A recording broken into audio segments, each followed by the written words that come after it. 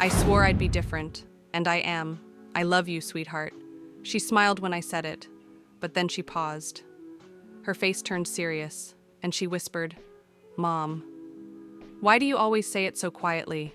That little question hit me like a wave. It pulled up years of silence, buried deep inside me. Because in that moment, I realized something. I never really learned how to say, I love you, out loud. And I knew exactly why. My mother. I swore I'd never be like her. But every time I stayed quiet, every time I avoided, without even realizing it, I was becoming just like her. Until that moment. I was 13. I gave a school presentation for the first time. My hands were shaking. My heart was pounding. But I found my voice. After class, my teacher came up to me and said, You've got a voice that stands out. That's a gift. That sentence, for a kid like me, wasn't just a compliment. It was validation. It meant I mattered. I rushed home, heart racing. My mom was in the kitchen, stirring soup. The smell filled the house, but it wasn't warm. It felt like it swallowed my joy whole. What happened? She asked, never stopping her hand. I told her everything, the claps, the words, the feeling. She didn't even look at me. She said, Don't get carried away. Life isn't about applause. That moment, the warmth in me froze into loneliness. I stopped talking, went to my room, opened my notebook, and wrote, She didn't hear me. Again. That night, I looked at myself in the mirror for the first time and whispered, Someday, someone will really hear me. In our house, emotions didn't echo. Love wasn't loud. Crying was weakness. Laughing too much was attention-seeking. And the worst thing you could do was to be noticed.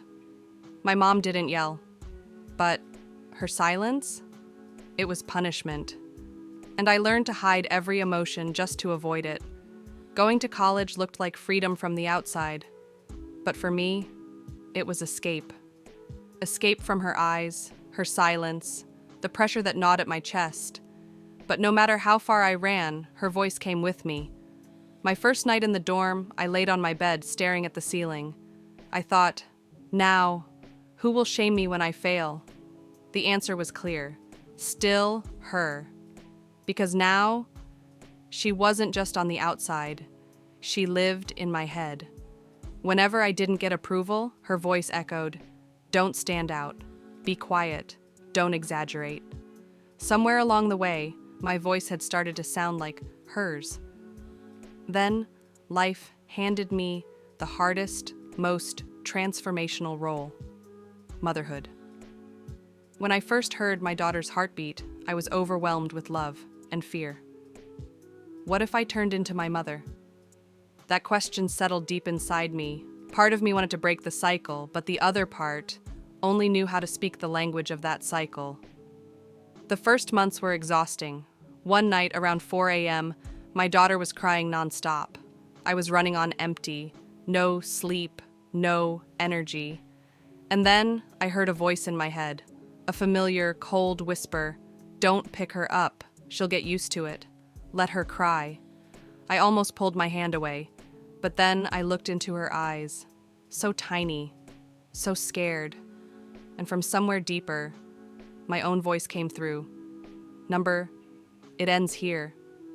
I picked her up, held her close, stroked her back, and whispered, I'm here. I'll always be here. I stayed awake for her that night. But truth is, I was finally waking up for myself. One day, we were at the grocery store. She was tired. She started crying and sat down on the floor. People stared. And there it was again, my mom's voice. You're embarrassing. Get up. People are watching. But this time I dropped to my knees, met her at eye level, held her face in my hands, and asked, What do you need, baby? I didn't hear the people anymore. All I saw were her eyes, searching for someone different than my mother. Her eyes softened. She calmed down and leaned into me. But it didn't get easier. Giving love was one thing. Receiving it, that was another. Whenever she said, "I love you, Mommy," my throat closed up. I couldn't say it back. I'd just smile. And one day, she asked, "Why do you always say love so quietly?" That was the moment I finally decided I needed help. At my first therapy session, I couldn't speak. I rubbed my hands together, nervously. Then, slowly, I said, "When someone tells me they love me, I don't know how to answer." My therapist looked at me gently and said, "The things you were never told. You'll need to learn to tell yourself first." I went home that day. My daughter was drawing in her room. I sat next to her, not just beside her. I sat beside the part of me I'd abandoned long ago. And for the first time, I said it out loud. "Your mom loves you so, so much." She looked up, smiled, and said, "I know." I cried. Not from pain, but because, for the first time, I was starting to forgive myself. She's 11 now. In our home, love is loud. She speaks her feelings freely. And as I raise her, I'm also raising the little girl inside me. I still see my mom. One day, my daughter was knitting with her and asked, "Did you love my mom when she was little?" My mom stayed silent, but her hands gently brushed my daughter's hair. There was warmth in her touch, and I thought, maybe she did love me, but love was a language she never learned to speak. Maybe she tried not to become her mother too, but her voice never made it past a whisper. Mine did. And that voice, now, lives not just in me, but in my daughter too. I swore I'd be different, and every day I'm keeping that promise. Maya, sharing this, it felt like finally saying all the words I've been whispering for years. This wasn't just a story about becoming a mom. It was a story about a woman rewriting her own history.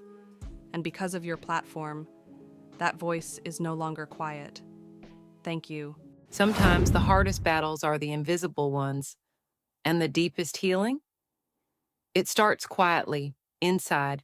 This story was about a woman raised in silence who chose to teach her child how to love out loud. Maybe you're carrying your mother's silence too. Maybe you're ready to let it go. What did you do differently? Your story deserves to be heard too. She's not alone, and neither are you. Real women, real stories. Share yours or find your voice in hers. This is sisterhood. This is strength.